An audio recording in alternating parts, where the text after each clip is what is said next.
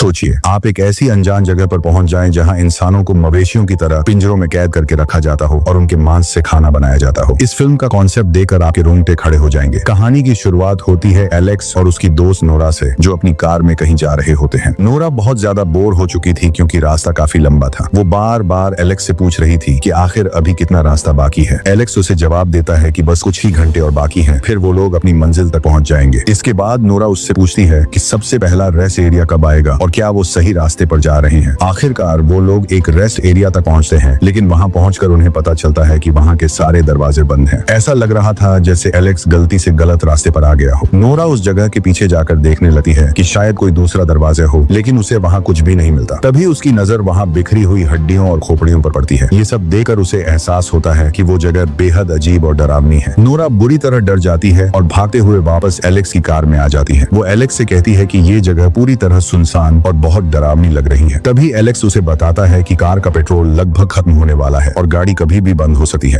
Nora पूछती है कि क्या आसपास कोई पेट्रोल पंप है, तो एलेक्स कहता है कि उसे पूरा यकीन है कि आगे कहीं ना कहीं पेट्रोल स्टेशन जरूर मिल जाएगा। रास्ते में एलेक्स को एक खराब कार दिखाई देती है और वो मदद करने के लिए रुक जाता है। वहाँ उसे उस कार की मालकिन मिलती है और एलेक्स उससे पूछता है कि क्या हुआ। वो औरत कहती है कि उसे खुद भी नहीं पता कि कार में क्या खराबी है। तब एलेक्स उससे कहता है कि उसके पास कुछ केबल्स हैं और वो कार स्टार्ट करने में उसकी मदद कर सकता है। तभी वो औरत नोरा से पूछने लगती है कि क्या वो इसी इलाके की रहने वाली है। नोरा हाँ में जवाब देती है। इसके बाद वो औरत उसकी शादी की अंगूठी देकर पूछती है कि लगता है एलेक्स उसका भाई नहीं है। नोरा तुरंत जवाब देती है कि ये उसकी पर्सनल बात है और उसे इससे कोई मतलब नहीं होना चाहिए। इसके बाद वो औरत अजीब तरीके से बातें करने लगती है, जिससे एलेक्स परेशान हो जाता है और वहाँ से वापस चला आता है क्योंकि वो वैसे भी कार ठीक नहीं कर पा रहा था। दोनों उस औरत के अजीब बिहेवियर से काफी चिढ़ चुके थे। इसके बाद वो लोग एक रेस्टोरेंट पर रुकते हैं क्योंकि उन्हें बहुत ज्यादा भूख लगी होती है। अंदर जाकर वो कॉफी और कुछ खाने का ऑर्डर देते हैं। तभी उन्हें एक आदमी दिखाई देता है जो उन्हें लगातार अजीब तरीके से घूर रहा होता है, लेकिन नोरा उसे इग्नोर कर देती है और कहती है कि शायद वो उन्हें इसलिए देख रहा है क्योंकि वो लोग यहाँ के नहीं हैं। थोड़ी देर बाद वही आदमी उनके पास आ जाता है। वो आदमी उन्हें बताता है कि ये इलाका सुरक्षित नहीं है, लेकिन उसका बात करने का तरीका इतना अजीब और अचानक था कि दोनों को उसकी बात पर बिल्कुल भरोसा नहीं होता। इसके बाद वो लोग अपनी यात्रा जारी रखते हैं और धीरे धीरे उन्हें एहसास होने लगता है कि उन्होंने बहुत बड़ी गलती कर दी क्योंकि वो आदमी सच बोल रहा था। इसके बाद वो लोग सबसे नजदीकी पेट्रोल पंप पर पहुंचते हैं ताकि गाड़ी बंद होने से पहले पेट्रोल भरवा सके। वहाँ वो किसी पास के होटल के बारे में पूछते हैं। पेट्रोल पंप वाला आदमी उन्हें लगभग 20 मिनट दूर एक होटल का रास्ता बताता है और कहता है कि होटल थोड़ा पुराना है। नोरा एलेक्स से कहती है कि उसे वो आदमी झूठा लग रहा है और शायद वो होटल उसके किसी जानने वाले का हो, इसलिए उसने उन्हें वहाँ भेजा है। लेकिन उनके पास कोई दूसरा ऑप्शन नहीं था, इसलिए वो वहाँ जाने का फैसला कर लेते हैं। एलेक्स को डर था कि अगर वो लोग आगे बढ़ते रहे तो कहीं रास्ते में एक्सीडेंट ना हो जाए। आखिरकार वो लोग उस होटल तक पहुंच जाते हैं। वहाँ होटल के बाहर कई सारी गाड़ियां खड़ी दिखाई देती हैं। नोरा अभी भी थोड़ी डरी हुई थी, लेकिन एलेक्स उसे समझाता है कि अगर यहाँ इतनी गाड़ियां खड़ी हैं तो इसका मतलब यहाँ दूसरे लोग भी मौजूद हैं और अब वो सुरक्षित हैं। दोनों होटल के अंदर जाते हैं, लेकिन वो जगह उन्हें काफी अजीब और डरावनी लगती है। जैसे ही नोरा अंदर पहुंचती है, वो एलेक्स से कहती है कि यहाँ तो कोई इंसान दिखाई ही नहीं दे रहा, लेकिन एलेक्स वहाँ रखे बर्तन और खाना देकर समझ जाता है कि यहाँ कोई ना कोई जरूर मौजूद है। इसके बाद दोनों ऊपर जाते हैं और वहाँ उन्हें होटल का मालिक मिलता है। उसका चेहरा और अंदाजा थे काफी डरावना था,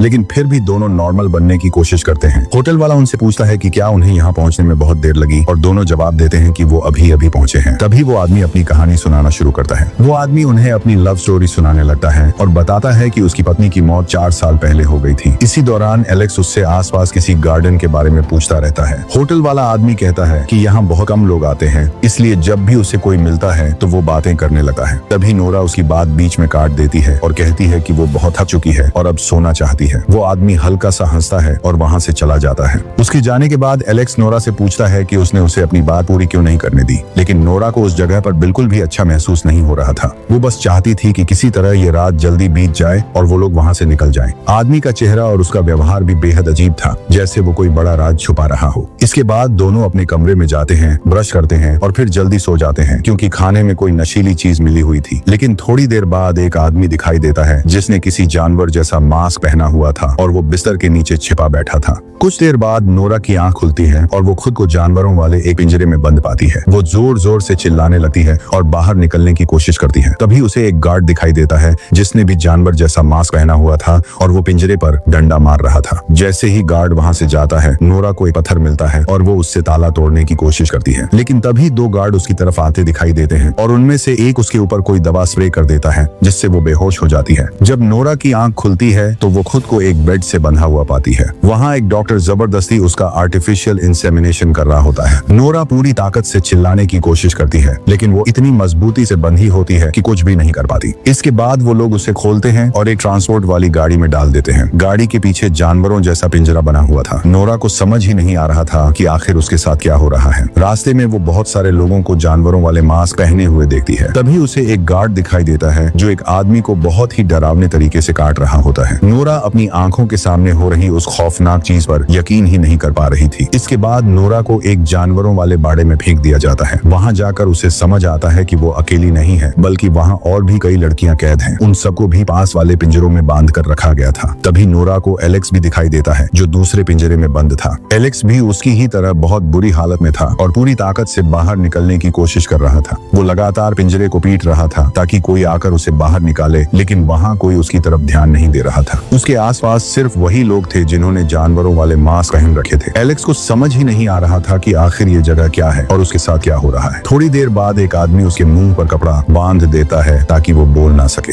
लेकिन फिर भी वो इशारों में मदद मांगने की कोशिश करता रहता है और समझना चाहता है कि वो कहाँ है। तभी एक गार्ड उसके पास आता है और उसके सिर पर जोर से वार करता है, जिससे वो बेहोश हो जाता है। इसके बाद हम देखते हैं कि वहाँ आदमियों को छोटी गाड़ियों में भरकर ले जाया जा रहा है। तभी पता चलता है कि उन लोगों को मारकर उनके शरीर के टुकड़े किए जाते हैं और उनके मांस को पीसकर कीमा बनाया जाता है, जिसे बाद में बेचा जाता है। फिर उस गैंग का लीडर दिखाई देता है जो असल में वही होटल वाला आदमी था। वो अपने आदमियों से कह रहा होता है कि खाना अगले 2 घंटे में तैयार हो जाना चाहिए, क्योंकि उन्हें 80 लोगों का बड़ा ऑर्डर पूरा करना है। इसके बाद हम देखते हैं कि लोग इंसानों के मांस का कीमा बनाकर उसे पकाने की तैयारी कर रहे हैं। साफ पता चल रहा था कि वो मांस उन्हीं लोगों का था जिन्हें उन्होंने मारा था। धीरे धीरे ये भी पता चलता है कि वहाँ लड़कियों का इस्तेमाल उनका दूध निकालने के लिए किया जाता था, जबकि मर्दों को मारकर उनका मांस बेच दिया जाता था। थोड़ी देर बाद एक गार्ड एक छोटे बच्चे को उसकी माँ से छीन कर ले जाता है। वो माँ जोर जोर से रोने लगती है और बस अपने बच्चे को वापस मांगती रहती है। ऐसा लग रहा था कि उस बच्चे को किसी महंगी डिश के लिए इस्तेमाल किया जाने वाला है। वो माँ लगातार चीखती और रोती रहती है, लेकिन वहाँ किसी को भी उसकी तकलीफ से कोई फर्क नहीं पड़ रहा था। गार्ड उस औरत के पास जाता है और उसे मार देता है। इसके बाद गैंग लीडर के पास एक कॉल आती है जिसमें कोई शिकायत कर रहा होता है कि उन्हें खाने में इंसान का दांत मिला है। लीडर उनसे माफी मांगता है और वादा करता है कि वो अपने आदमियों से बात करेगा ताकि दोबारा ऐसी गलती ना हो। वो ये भी कहता है कि अगला ऑर्डर उनकी तरफ से फ्री होगा ताकि जो हुआ उसकी भरपाई हो सके। इसके बाद लीडर को पता चलता है कि उसके आदमी एंड्रू ने उस औरत को मार दिया जो पूरी तरह हेल्दी थी, सिर्फ इसलिए क्योंकि वो अपने बच्चे के लिए चिल्ला रही थी। ये बात सुनकर लीडर बहुत गुस्सा हो जाता है क्योंकि इससे उनके दूध के प्रोडक्शन पर असर पड़ने वाला था। फिर कहानी वापस नोरा की तरफ आती है जो अभी भी समझने की कोशिश कर रही थी कि वो आखिर कहाँ है और वहाँ से कैसे निकला जाए। वो अपने पास वाले कमरे में बंद एक लड़की से पूछती है कि वो यहाँ से कैसे भाग सकती है। लड़की उसे कहती है कि भागने की कोशिश मत करो क्योंकि हर जगह गार्ड्स मौजूद हैं और वो हर वक्त उन पर नजर रखते हैं।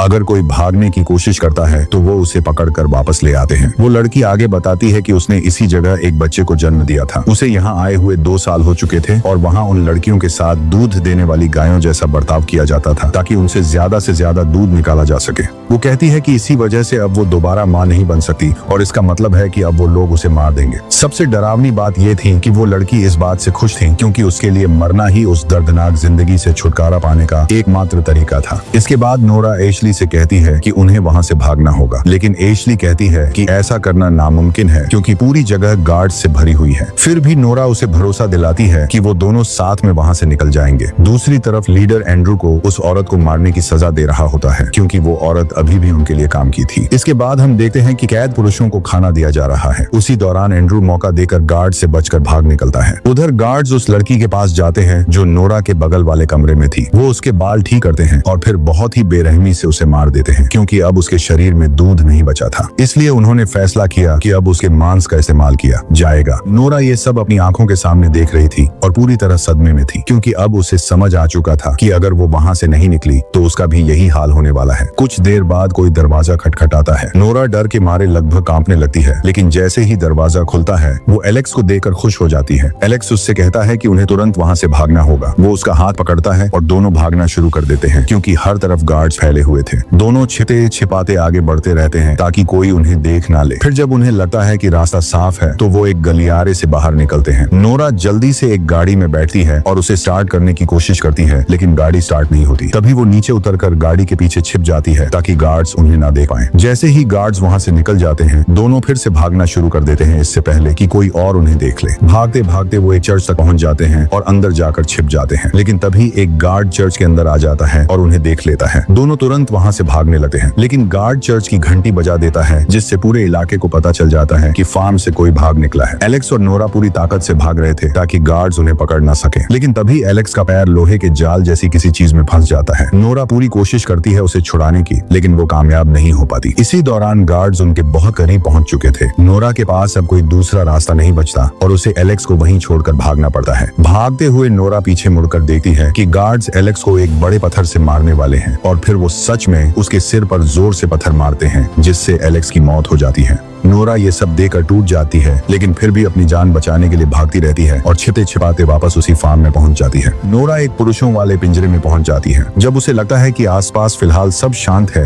तो वो वहां बंद एक आदमी से पूछती है कि वो यहाँ से कैसे भाग सकती है। वो बार बार उससे मदद की भीख मांगती रहती है। तब जाकर वो आदमी उसे बताता है कि जिन गाड़ियों में लोगों को ट्रांसफर किया जाता है वो पीछे वाले रास्ते से बाहर जाती है। फिर वो उसे ये भी बताता है कि उन गाड़ियों की चाबी कहाँ रखी जाती है। इसके बाद नोरा वहां से निकलती है और एक मरे हुए आदमी की गाड़ी में जाकर छिप जाती है। जब उसे रास्ता खाली दिखाई देता है तो वो जल्दी से बाहर निकलती है और एक गार्ड का पीछा करने लगती है। वो गार्ड फार्म से बाहर निकलकर उस जगह पहुंचता है जहां होटल के सामने गाड़ियां खड़ी थी। वहीं नोरा मौका देकर उसके सिर पर हमला कर देती है, जिससे वो बेहोश होकर गिर जाता है।